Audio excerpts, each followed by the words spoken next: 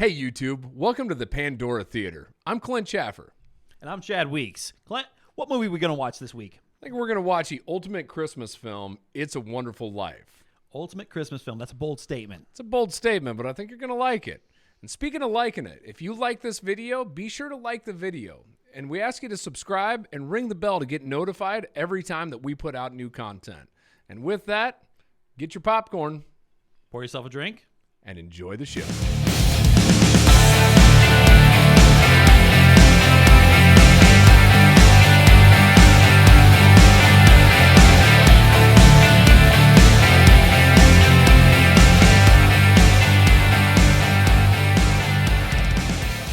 Hey everyone, welcome back. We just got done watching It's a Wonderful Life. Clint was right. It is the ultimate Christmas movie, and there's really Pretty no huge. doubt. Yeah, no doubt about it. Like, I hate saying Clint's right on anything, but there's really no doubt about that one. That was great. I do want to start off by apologizing, one, for the fact that I just apparently am really underdressed for this.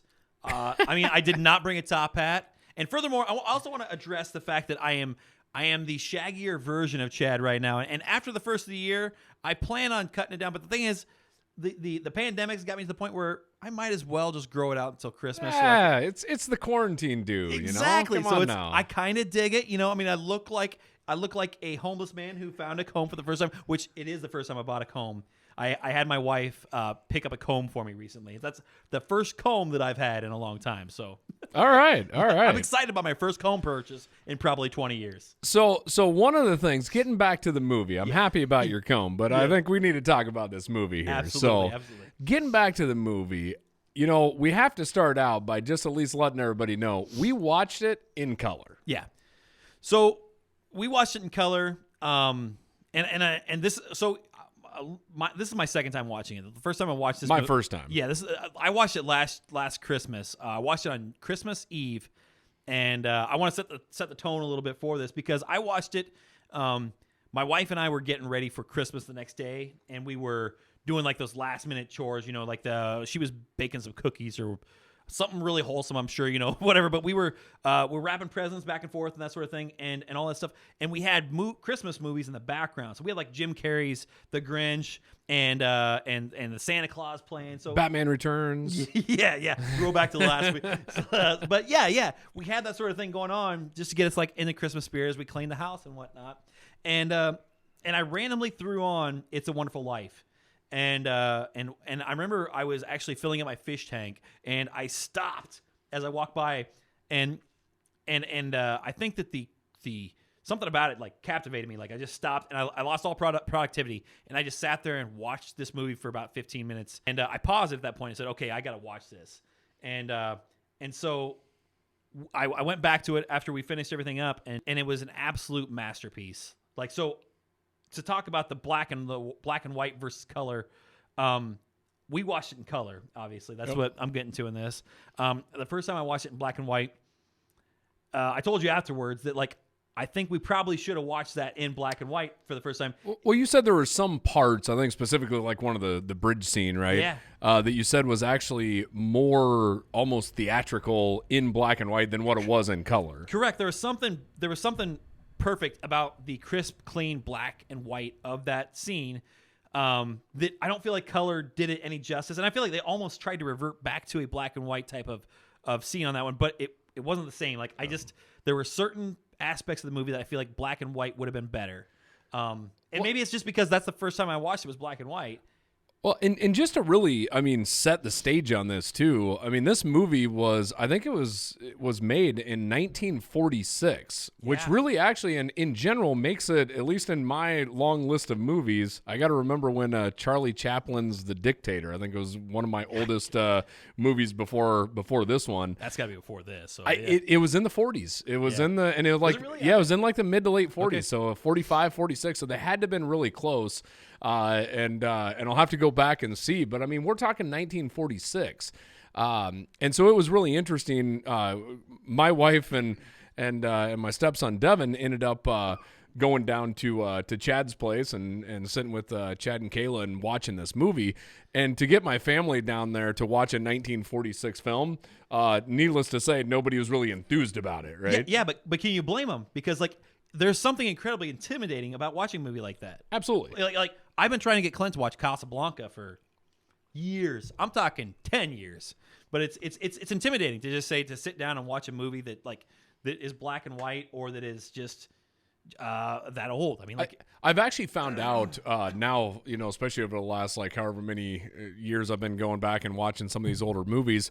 Some of the older movies actually I enjoy more than a lot of the nowadays movies, right? Absolutely. The only thing is that I would say that it was intimidating. This was my wife's concern. So anybody out there that has any wives or husbands or children out there that have concerns about watching this, was the length of it. Everybody says how long this movie is, and really it's 2 hours and 11 minutes, I think was what the actual running time was. And if you think about that compared to the Avengers, I mean, that's it's not as long, right? So I think in today's it was kind of interesting. We went from really long movies to in the 80s and 90s and probably early 2000s. I feel like about every movie was an hour and a half, hour and 45, and now we're to. If a great movie comes out and it's not 3 hours, I'm disappointed now. Yeah, that's a good point. It kind of flies in the face of reason, because right now with devices and social media and stuff, people have shorter attention spans. Absolutely. If your movie isn't entertaining for a long period of time, people are reaching for their cell phones and stuff, and you're checking your messages and you miss a huge part of the movie. I don't care what anybody says. If you're checking your phone or whatever during a movie, you're not paying attention. You're not multitasking. You're not paying attention. You miss 2 minutes of every movie just from blinking. Yeah, is that really? Just from blinking. That's a great fact. That's a fact. 2 minutes in every movie on average, just from blinking. So imagine every time that you're putting your eyes on your phone or whatever else. Exactly. So. And if you're just reading a text, you're not paying attention. So you're missing that part. And I don't want to preach about that, but it's that's why I love preach on, brother. That's why I love the theater situation, and we have our movie Thursdays. That's my wife, my daughter, and I. We sit down and we watch whatever new movie comes out, or we go to the theater and watch whatever movies come out, because it's like an escape, and you just shut off all devices. That's a great thing. I love that. Well, and getting back to It's a Wonderful Life, the interesting part about that, I truly was, my wife is one of these, you said it with Kayla, turn on a movie, 15 minutes out. It can be the best movie in the world, and she's sacked out. And I looked over, shortly into it, when we watch this, and heck, my boy Devin, he's wide awake. Yeah. My wife Kelly, she's wide awake. Everybody was intently watching this absolutely wonderful movie. And I don't want to call Kelly out here, but I feel like she came into that not expecting to like it. I feel like she came in not wanting to like it, or not expecting to like it, I should say. And then but the first thing she said of it, she's like, "That was a really great movie." Yeah, it was. And it's funny because I probably had my own expectations, that I didn't voice, and it is interesting. You get all the way through it, and you end up realizing that the actual, the acting in it is fantastic. It's written absolutely wonderfully, beautifully written. And then in the end, it's just a great story, right? Great story. I mean, and so all of that goes hand in hand, and I think all of that ended up to just being, it is one of the best Christmas movies, if not the best Christmas movie. And I totally agree with that. I think that a big part of that is how much you love the characters too. Absolutely, yeah. Like George Bailey, Jimmy Stewart. Man, do you not just want to say, man, I like this? And he's human. He's got all of those aspects that make him relatable on a level where he's not perfect. He screws up. Yeah, he screws up a lot. Whether that be financially or family life or whatever. There's certain points where you're like, ooh, don't do that. Don't do that, George. Speaking of his character, which is really, I mean, the whole point of the movie is really around George's character. What I liked about it is, especially at the beginning, it's all about George, and George thinks of himself, and he thinks only about himself, right? I'm getting out of this town. I'm going to go conquer the world. I'm going to travel all over the place. And every time that he was on screen, it was him, and him, right? And the interesting part throughout the movie, that really doesn't change. No. It's just that he's always thinking about himself until something happens, and he always makes the decision that benefits others, right? Even though he's talking about himself. Yeah. And I thought that was really relatable, because I know a lot of people personally that think like that, right? That they may be, talking about themselves, but their actions are actually helping other people, right? And I thought that was a really cool aspect of George's character. That's absolutely correct, and that's exactly what it is, because he goes through life. He's got his own dreams, and he wants to travel the world, and he's talking about all these places that he wants to travel and all these things he wants to do, and then an opportunity comes up that the people need him. The townsfolk of Bedford Falls, right? Bedford Falls needs him. No, it's Potterville. Yeah, Potterville. Yeah.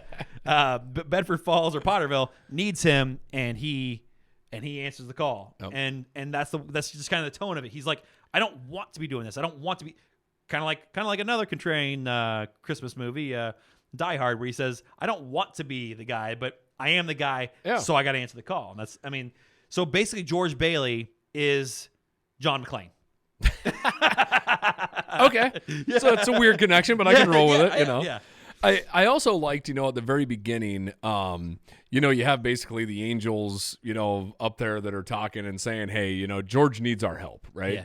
They bring Clarence. Yeah, and I thought it was such a cool way to start the movie of saying, well, Clarence, before we can send you down to help George on this, very important day, you need to know who George is, right? Which really I thought it was such a cool way to take the audience and say, we're going to take you back through George's life, right? Especially the key parts, and show you why and how he's gotten to where he is, right? Yeah. And I thought that was just such a well-written transition on really giving me somebody's backstory. Yeah, it was. And the thing is, like, it starts off the movie without being shy about what this movie's about.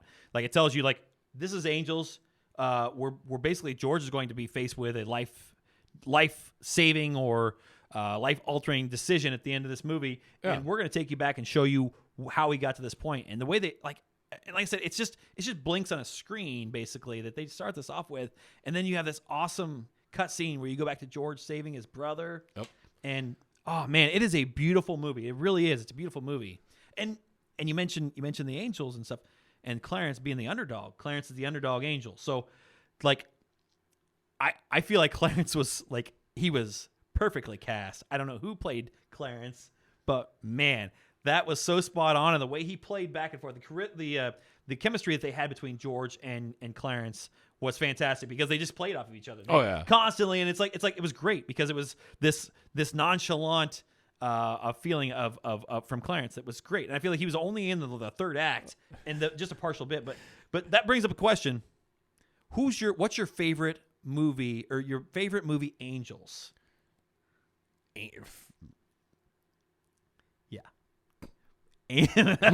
Movie Angels, because like I feel like Clarence is a top tier angel. So what is your favorite movie Angel? Like besides this one?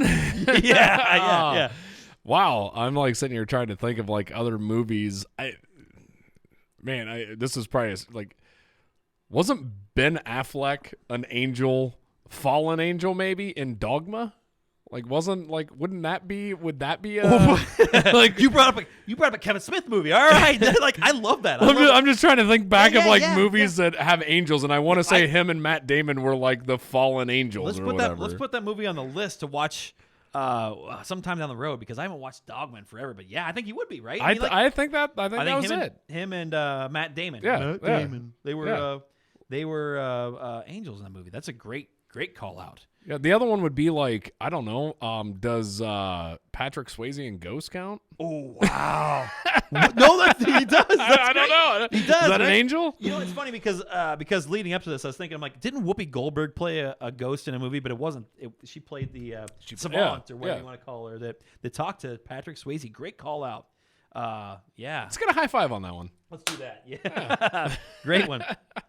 I think one of mine would be Michael.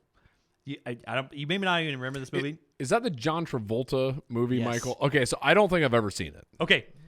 There were a bunch of movies back in the 90s that John Travolta just rolled out, like Phenomenon, kind of an angelic thing. Have you seen Phenomenon? Another one I think I've probably like TNT watched it, right? I think that my mom must have had a huge crush on John Travolta or something like that. Because I've seen them all. I've seen so many John Travolta movies. And like I remember watching Michael. Like Michael was this movie that we watched a lot in our household when I was growing up. And I have no clue why. It wasn't a great movie, but I loved it. John Travolta played another angel in Face Off. played an angel in Face Off? Yeah. He played Nick Cage, and Nick Cage is an angel. So I like that too. Right? Another high five. Doing high fives this show. Yeah, I like that. Wow. It's great. What movie are we talking about again? I don't. Oh, I was talking about Michael. You're talking about Face Off, but yeah, it's great. No, I remember my mom even talking about like when John Travolta does the battle in Michael, which he was the fallen angel that was. I don't even remember why he was there. Great movie though. Great movie. A lot of great angel movies. City Angels. Can you think of City of Angels without singing the song from Johnny Resnick and the Goo Goo Dolls? Slide? Iris. I mean, Slide is a great one. That was on the same album, right? Yeah, I believe so. Yeah. So it was like our junior year in high school. He just performed. Actually, what's funny? Totally off topic, but he just performed at the Macy's Day Parade. Was that what it was? Johnny Resnick. Yeah, I'm like we're sitting there watching it on Thanksgiving, and all of a sudden I'm sitting there and I'm like, wait a second, what is this that I'm hearing? Right? Because I think he has one of the best voices like ever. He does. And anyway, it was Johnny Resnick. So I had to like explain to my boy like who this guy was. I'm like, come on, it's Goo Goo Dolls. Man. We're gonna have to sit Devin down and just be like, all right, we're gonna listen to the entire Matchbox 20 and Goo Goo Dolls albums back to back. We were listening. Forced him into it. I picked him up at school today, and he was rocking out to the Beatles actually driving home. Wow. So it was kind of fun. We do a lot of old school rock. Got to. Oh yeah. It's funny because Kayla and I were actually watching. It wasn't the Macy's Day Parade, but it was shortly after. There was like a Christmas in Brooklyn. Maybe one of the watchers can tell me what it was. I remember laying on the floor and I'm like, and I'm working with Kayla and I'm like, I'm like, that sounds familiar. Who is that? And you just look up and it's this old guy. And it's like, that's Johnny Resnick singing a Christmas song. So he's got a Christmas album now. Oh, well, maybe that's what he was doing at the Macy's Day Parade. Was it the Christmas album? Yeah, it may have been the whole Christmas album. Honestly, I need to add some Goo Goo Dolls or some Johnny Resnick to my Christmas Jams album. Oh yeah, I like my that. playlist. I like that. Yeah. So back on It's a Wonderful Life. So we end up going through this, and I think one of the other interesting pieces was like the actual villain, right? Which was Mr. Potter, right? Mr. Potter, the guy that basically ran the town, Ebenezer right? Scrooge through and through. Yeah, and I found his character really. He wore a hat like yours. Yeah, he did. Yes, but I found it interesting of just like. We talked about the penguin last episode being incredibly repulsive, right? Yeah. This guy was repulsive in the sense of morals. Yeah. Right? Like he was morally repulsive. And it really started at the very beginning of the movie, but like when he found the $8,000 that the guy accidentally gave him, it was like it made you hate that guy to his core. Yeah. What is $8,000 today? It's gotta be $60,000.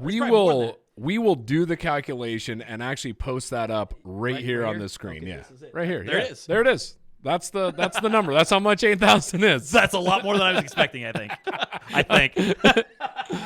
We'll figure it out. Yeah, but to bring that point, you're right, Mr. Potter. He was so much. As much as you love George Bailey and Clarence.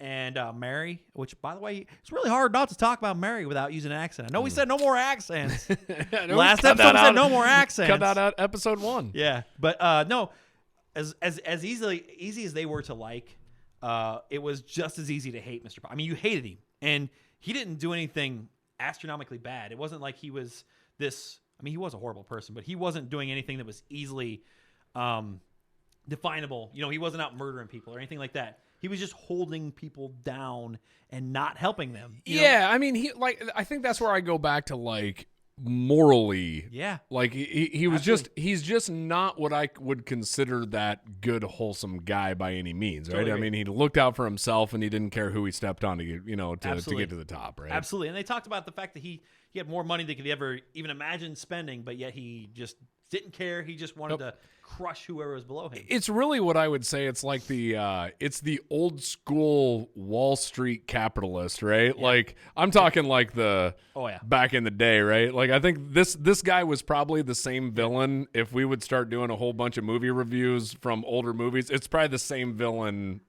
Show, right? Exactly, and it has to be a part of the times because at that point, like that exact type of person was very fresh in the minds of whoever the director was. I wrote it down over there. I can't remember who it was.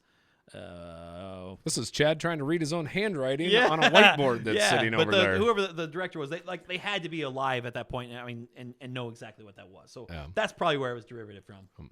One of the other things that I thought was pretty interesting, and I mentioned this to Chad after the movie was over.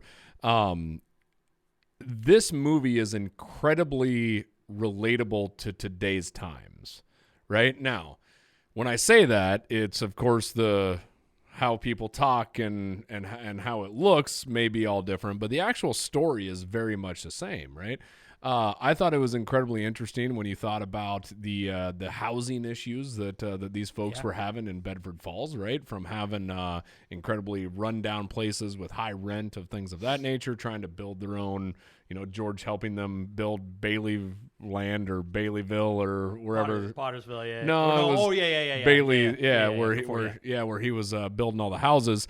But I thought all of that, and even just the story in general, was very relatable still today. Still 70 years later, and it's like this is really relatable to today's world. Yeah, I mean, exactly. That's totally. I think it's gonna be that's a timeless feeling. If you read my blog that I'm gonna put in the comments or whatever, but it talks about like, that feeling when you're just down. Like what George is feeling, that you just feel down, and whatever it was, like you just have these. It seems like everything is coming down on you at that one time, and it's like you just can't get out. And everybody feels that. Whatever your problems are, everybody feels that at one point or another. Everybody realizes that there's just like, man, this sucks. Trying to get out of that. And this the message of this movie, it still resonates today. Just like, no, what you've done in your life, you've connected with people. People love you no matter what. And it's a great story. It's a great message to go through. It does make you, go back and start thinking of the lives you've impacted, or even just the small little things that have happened in your life, or who has impacted you. Even you think about just maybe somebody even on a whim who maybe stopped and made you think of things differently. Because it was interesting in the end. Spoiler alert on a 1946 film. The issue that George was dealing with was he was essentially going to go broke. And he was contemplating killing himself for jail, Well, but the thing is, and going to jail, but for insurance money, right? He's going to kill himself for insurance money. But the crazy part is on this, it was $8,000, right? Like, is even then for however much $8,000 is. It's nothing compared to your life, right? And it's nothing. It's nothing that you can't get over at that point in time. And I thought that is a key message behind this, which is, I mean, that's a heavy message. That's a tough message to have, but it is, I think, something incredibly important. Yeah, absolutely. And again, we're going into something a lot heavier than the Batman Returns, which you have to, though. Yeah, right? but that's exactly what it is. It's just a great.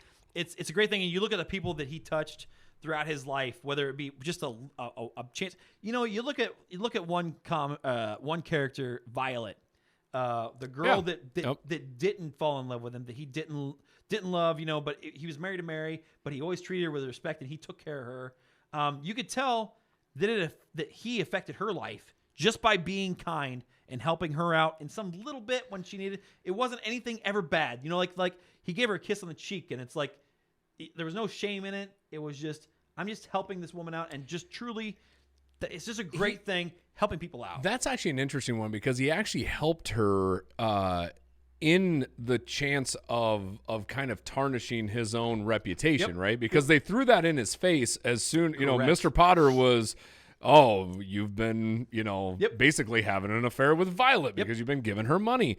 And that's not at all, right? He was giving her $10 here, $5 there, or whatever to get her through. I think she was trying to get to New York on the last little bit there.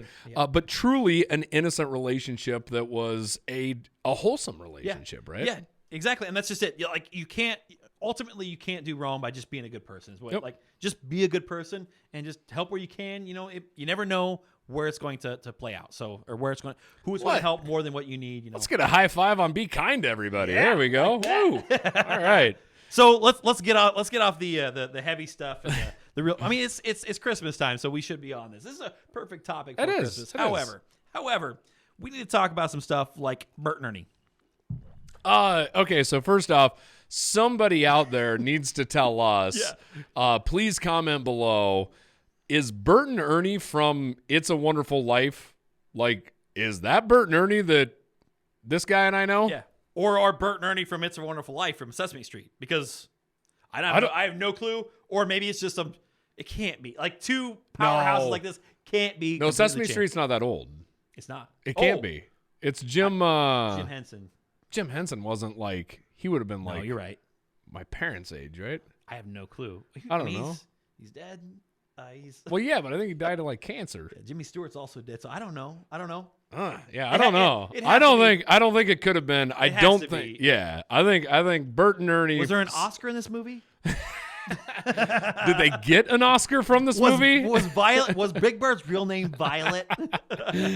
Oh man, we're just woo. Yeah, now we're getting off the happy. No, I really would like to know though. I mean, did Bert and Ernie, is this where the inspiration from Jim Henson came from? I feel like it's got to be, or it had to play a part because of the fact that they reference. I think that Bert the cop and Ernie the taxi driver, or vice versa, maybe something like that. But like they reference, it's Bert and Ernie. Like they reference it a couple times. They're like, it was so in your face that like.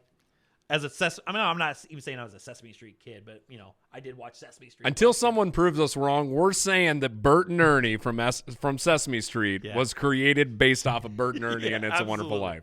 Absolutely. We need the Oscar the Grouch is clearly Mr. Potter. It's Oscar Potter, and I don't know who George Bailey would be. It's got to be Gonzo. Gonzo, what's your favorite Sesame Street Gonzo character? Was my favorite actually growing up. He was. Do one more high five. Yeah. Gonzo has got to be, right? It was, yeah. Gonzo was my favorite. Gonzo or Animal. Animal was up there. Yeah, Animal was good, yeah. And then like randomly, like after I think you and I were all grown up, and then it like Elmo's the rage now. And I'm like, I don't even remember Elmo. I didn't think so either. Like I don't remember. Was Elmo not even a thing back then? I don't know if he was. I don't remember Elmo ever being, but I remember when I was probably, 25, somewhere around there, where Elmo's talking Elmo or Tickle Me Elmo. Tickle Me Elmos were, So no, that's what's besides PS5? Are there any other Christmas must-haves this year that everybody out there like? Or Xbox Series X's? Yeah. No Xbox Series X's, no PS5s. What is the hottest item besides those two things? Yeah. Let us know in the comments because I have no clue. Other than like my daughter's old enough, so she's not interested in. What have we lived through so far? So we've had Tickle Me Elmo, which was crazy. Yeah, the Furbies weren't the Furbies. Oh, Furbies were insane. Yeah, they were taking over everywhere. They went down quick though. Weren't the LOL dolls or something like that last year? There was something crazy last year. Man, I probably struggled the last few years trying to keep up. My boy's old enough that it's like football jerseys now for me. So I'm trying to think. Good for him for that. Yeah, exactly. Good for him for not being a Patriots fan because that's not cool at all. Again, back to that. I mean, he is getting a Tom Brady and an Edelman jersey, but and that's a negativity that he doesn't need in his life. Yeah. So I can't post this until after Christmas now. So great. Well, yeah, good point. Yeah. That's fantastic. We'll go back and rewind and bleep that. We'll bleep that one out. So, so back on the movies. So the other interesting part that I thought with It's a Wonderful Life too, that I thought was just kind of cool, is kind of like the American dream built into it. Yeah. And it's really heavy on that, right? Which I thought the cool part, at least the way that I looked at it, is you have these two young lovebirds that end up finding this completely run-down house, right? Yeah. And it's like they're throwing rocks and breaking the windows to ultimately they end up like fixing this thing up and moving into it. And I thought there was like a really cool story there that, again, that whole like American dream of like two kids trying to make it, right? Yeah, absolutely. And it does go down. I mean, that's the basis. I guess that's the basis of the whole story, because you start out with a young couple that don't have a penny to their name, and they're taking over. They have dreams of going off. Even they once they get married, they have their honeymoon, or they're going off to their honeymoon, and then they got $2,000, I think is what it was. Yeah. And then I think it was and I had a little bit of trouble understanding that. The Great Depression basically hit. The depression. So the run on the banks. Yeah, I'm not privy to that knowledge on why they had to keep the banks open at that time. If anybody knows in the comments, and let me know, because I'm always all about educating myself on those subjects. But they had to keep the banks open and that sort of thing till 6 o'clock or. Yeah, whatever. I didn't understand the 6 o'clock part. I guess I didn't understand that. Mr. Potter said if you close the bank doors before 6 o'clock, you'll never open again. So in order to maintain that, they had to stay open until 6 o'clock, which I have no clue why. And they still had $2. Yeah, $2. They were going to frame them up. And what was great is, building off of what you said, is that they were he goes home, or to his new home, his honeymoon at I think they called it the Waldorf or something like that, which is that rundown. Pouring rain in, leaking everywhere. You got Bert and Ernie out there like helping out, hanging up his traveling signs, you know. Yeah. And that's another like the home is where you make it type of thing. Yeah. And she wasn't upset that they had to cancel their whole plans to help the business. She wasn't, because she knows that she found the man that she loved, and they were happy no matter what. That is such that is a Christmas story through and through. So great. Well, he great. He even references that, right, a couple times, Chad, like where he's like, "Hey, why are you upset that you married me versus Sam?" Right? Yeah. Sam's the millionaire out in New York. Yeah, and so Rochester, like there is Buffalo Mafia, or Bill's Mafia in New York area. So is that going to be a thing? Like every time we got to throw out? I'm going to bring out Bill's Mafia so as much as I can, especially now that the Bills are dominating the NFL, and I'm thinking it's, until there's a Super Bowl win, it's probably going to be a thing. Well, hey, as long as Josh Allen is dominating for me in my fantasy, then hey, I'll ride this wave too. We'll see. It's playoff time, so we got like 3 weeks before there's potential of us playing each other. Oh, that's true. Yeah. First and second, by the way. Yeah. We've done a lot of high fives. High fives are a big thing tonight. All right, so that kind of brings us to the tail end of It's a Wonderful Life, and I thought it was incredibly interesting. Like when basically Clarence says that you're no longer born, right?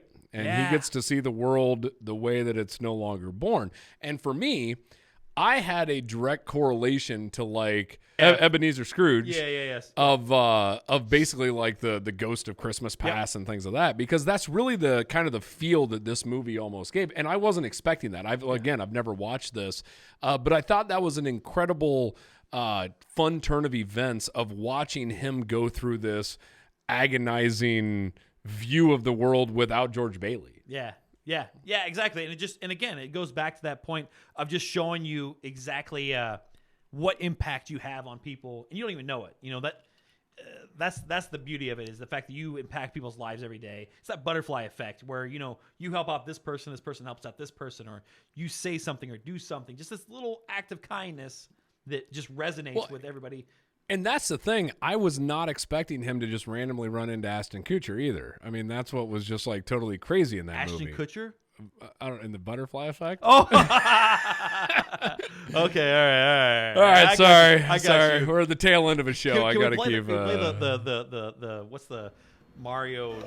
Yeah, there it is.